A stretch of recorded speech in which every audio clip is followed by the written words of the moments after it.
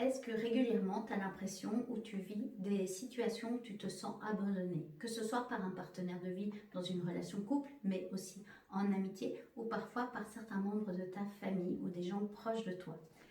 Est-ce que tu as aussi du mal à être seul? C'est vraiment quelque chose que tu n'aimes pas, donc tu as des difficultés dès que tu dois passer une soirée seule.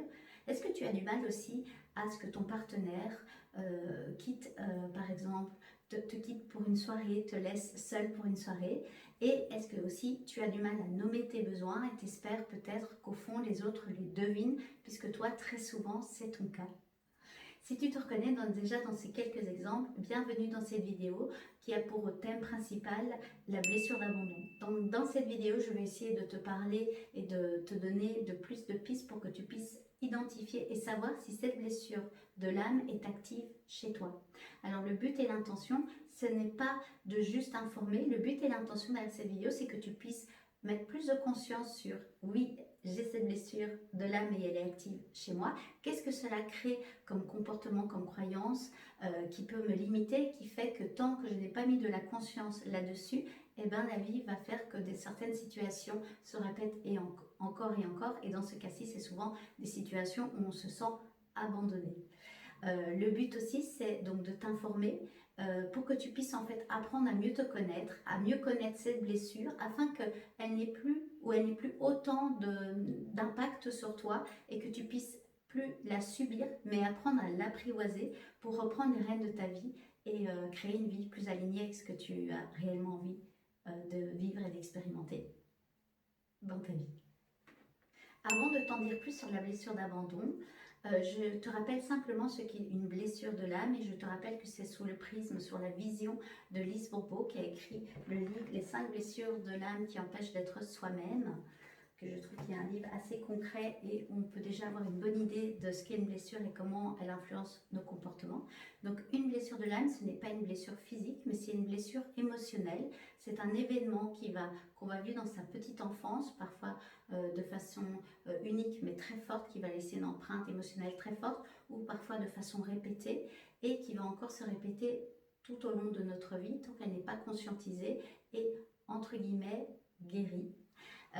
Et donc cet événement qui va réveiller une blessure émotionnelle forte chez soi va influencer nos comportements, nos croyances, nos perceptions, nos pensées et l'image aussi qu'on a de soi-même, mais va aussi déclencher la mise en place d'un système de protection, ce que Lise Bourbeau appelle un masque, qui va faire qu'on va se comporter d'une certaine manière afin de se protéger et de ne pas revivre la blessure originelle. Mais je vais t'en parler plus loin dans la vidéo, mais comme ça tu sais ce qu'est une blessure de l'âme.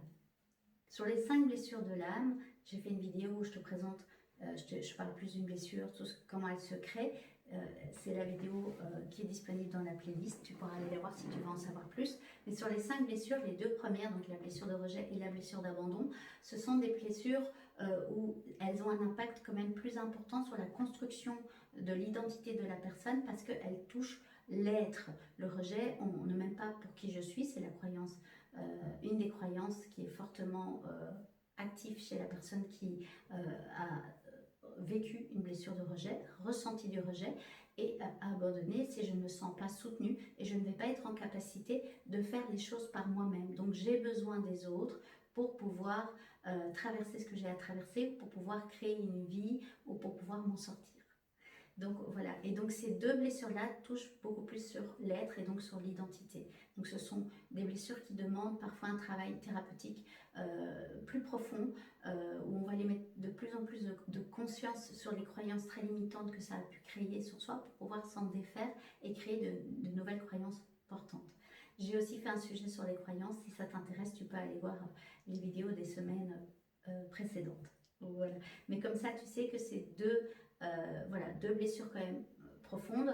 Ça ne veut pas dire qu'on ne peut pas travailler dessus et qu'on ne peut pas s'en sortir. On peut toujours s'en sortir, mais qui demandent quand même souvent un accompagnement plus profond et donc souvent plus thérapeutique. Donc maintenant, la blessure d'abandon se crée en général Lise Bourbeau parle entre 1 à 2 ans environ, et va se créer parce que l'enfant va ressentir un manque affectif va ne pas se sentir soutenu à un certain moment de sa vie ou va se sentir abandonné, laissé sur le côté, comme s'il comptait moins. Alors c'est important de dire que parfois c'est des événements réels, hein, parfois on ne peut pas s'occuper, on doit laisser un enfant pour X raisons, et parfois même si le parent est présent, c'est en fait le besoin de l'enfant qui peut être très fort et qui n'est pas comblé même si ses parents restent auprès de lui.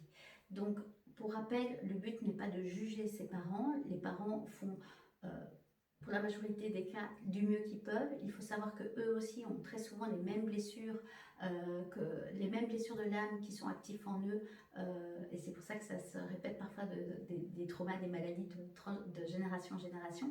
Mais donc eux aussi travaillent ça, parfois avec plus de conscience, parfois avec plus d'inconscience, et répètent certains schémas. Maintenant, il faut rappeler que Lise Bourbeau parle que les blessures ne sont pas là contre nous, mais c'est dans un but d'évolution que notre âme est venue s'incarner dans le but de travailler une blessure principale, même si on peut en avoir plusieurs actives sur les 5.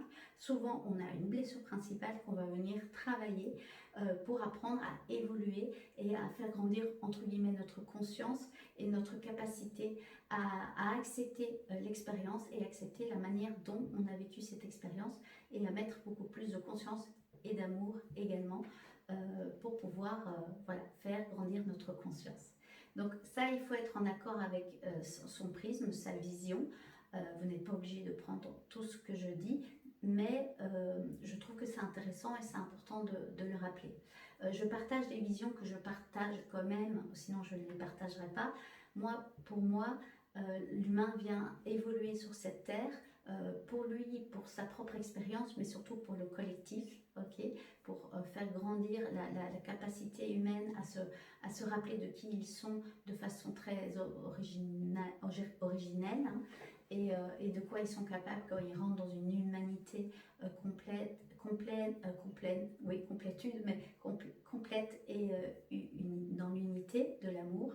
Mais ça demande beaucoup de travail d'évolution et ça demande un gros travail sur l'ego, sur la destruction de l'ego. Et quand je parle de l'ego, je vais plus parler de l'ego blessé, la part blessée de nous qui nous fait porter les masques, comme elle dit, hein, c'est des systèmes de défense qui vont créer des croyances et des pensées. Et donc on est vraiment là pour apprendre de notre blessure, parce que derrière notre blessure se cache notre essence originelle.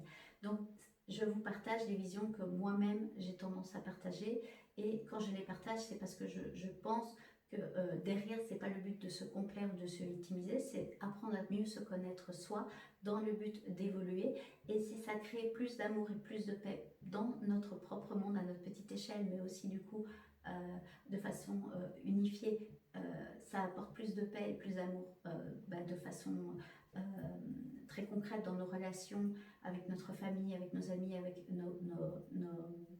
nos collègues, etc. Ça va amener, chacun fait sa part de colibri, ça peut amener plus de paix, d'amour et d'harmonie sur cette terre. Donc c'est aussi pour ça que je vous partage cette vision-là, mais maintenant prenez ce qui résonne avec vous. Donc maintenant je vais vous expliquer comment concrètement une blessure d'abandon peut se déclencher dans votre petite enfance. Alors je vais vous citer les exemples les plus fréquents qu'un enfant va vivre ou subir, mais va expérimenter dans sa petite enfance et qui peut déclencher une blessure d'abandon chez lui. Donc très souvent, c'est quand la mère ou le père, on vit sa blessure d'abandon la plupart du temps, selon Lise Bourbeau, avec le parent du sexe opposé. Donc si on est une femme, on va le vivre avec son père, si on est un homme, on va le vivre avec sa mère. Donc c'est quand le parent, par exemple, après la naissance, ne peut pas s'occuper, donc une mère qui ne peut pas s'occuper de son fils, je dirais moi quand même aussi même de sa fille, ne peut pas s'occuper parce que par exemple elle a une césarienne, elle doit avoir des soins médicaux, ou elle a eu un accouchement très douloureux et elle n'est pas en capacité d'être pleinement là pour prendre soin de ses enfants les premiers jours, les premières semaines. L'enfant peut le vivre comme un abandon. Même chose si l'enfant doit être mis en couveuse et donc est régulièrement séparé de sa mère ou de son père, il peut aussi, cela peut déclencher la blessure d'abandon. En cas d'hospitalisation chez un enfant aussi, s'il y a une maladie qui suscite une hospitalisation, et plus cette hospitalisation va être lente, plus il est possible que ça renforce cette blessure d'abandon. Et à nouveau, comme je l'ai dit un peu plus en avant dans cette vidéo, parfois les parents vont quand même le voir tous les jours, sont très très très présents, mais pour l'enfant, il y a un manque affectif, ou alors ça réveille une peur que ses parents ne vont pas revenir un moment près de lui, et donc ça peut réveiller une blessure d'abandon. Donc ça, c'est des cas où on sait que ça peut provoquer plus de blessures d'abandon. Aussi pour les enfants abandonnés à la naissance, évidemment, là, l'empreinte de la blessure peut être plus forte puisqu'il l'expérimente de façon assez forte de vraiment pas avoir son parent auprès de lui. Aussi l'exemple de parents très occupés, un parent qui n'a pas beaucoup de temps, qui est très fort au travail, et même quand il est là, il n'est pas vraiment là. L'enfant du coup peut ne pas se sentir soutenu, ne pas se sentir en lien et avoir un manque du lien affectif, parce que c'est souvent ce qui va le plus être marqué chez l'enfant qui souffre d'une blessure d'abandon, c'est il a un manque de soutien, il ressent un manque de soutien et un manque affectif, de nourriture affective, de câlins, de bisous, de présence. Voilà, ça peut créer une blessure d'abandon. Aussi, par exemple, si des parents partent en vacances sans l'enfant et le laissent pendant une période plus ou moins longue et que l'enfant ne comprend pas ou n'est pas sûr que ses parents vont revenir, cela peut créer une blessure d'abandon également. Donc à nouveau, je le répète, même si parfois les parents vont mettre des gants, vont expliquer, ça dépend comment l'enfant le vit et surtout quelle est la croyance derrière qui va être nourrie. Et surtout, est-ce qu'il va se sentir soutenu? S'il vit bien ce moment, bon, bah, peut-être que ça n'aura pas d'impact et un autre enfant va vivre exactement la même durée et dans le même environnement, mais ne va pas autant se sentir soutenu ou ça va réveiller peut-être une blessure qui était déjà active avant chez lui, s'il avait été hospitalisé, etc. Donc voilà, ça c'est vraiment les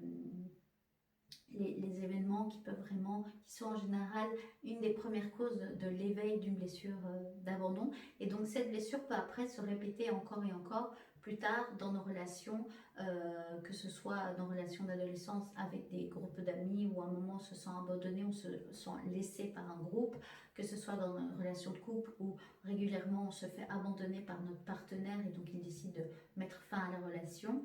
Donc ça, c'est souvent la blessure qui va s'éveiller encore et encore, pas dans le but de faire souffrir, même si très souvent la personne le vit pas bien, mais dans le but de montrer là où l'âme cherche à évoluer, à apprendre, à comprendre et à grandir dans sa vision de sa blessure, de sa compréhension de sa blessure et puis de la guérison de celle-ci. Donc voilà, donc si tu as vécu ce genre de situation en étant plus petit, eh ben, et que tu vas te reconnaître aussi dans les prochains comportements que je vais te nommer, possiblement tu as la blessure d'abandon actif. Maintenant, si tu ne te reconnais pas dans cette situation, ou peut-être que tu n'as pas de souvenir de ton enfance, tu peux toujours poser des questions à tes parents. Qu'est-ce qui s'est passé pendant les premières années de ma vie? Est-ce qu'il y a des moments où j'ai été séparée de vous? Aussi, j'ai oublié de dire, donc c'est bien que je revienne sur ce point, aussi tout ce qui est notion de départ, de deuil, donc de mort d'un proche.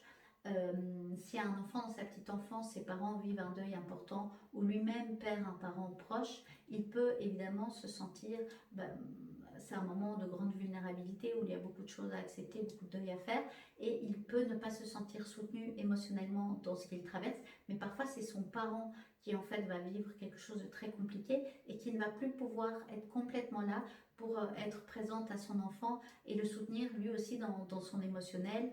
Et donc ça peut créer une blessure d'abandon chez les deux. En réalité, chez le parent, il vit ça comme un abandon et il a beaucoup de mal, puisque ça réactive sa blessure initiale, il a beaucoup de mal à y faire face, il ne se sent pas soutenu et donc il a du mal aussi à être là comme contenant et comme présence affective pour son enfant, et donc son enfant par ricochet ça peut déclencher une blessure d'abandon. Ça aussi, j'ai oublié de le dire. Et plus tard, souvent, les personnes qui ont une blessure d'abandon ont très peur de la mort ou de la mort de leurs proches, parce que pour eux, ils se sentiraient abandonnés et ils ne savent pas s'ils pourraient arriver sans ce soutien-là que cette personne leur apportait, à vivre, à continuer à vivre. Donc c'est vraiment quelque chose de très insécurisant pour eux et souvent ça vient réveiller une blessure initiale.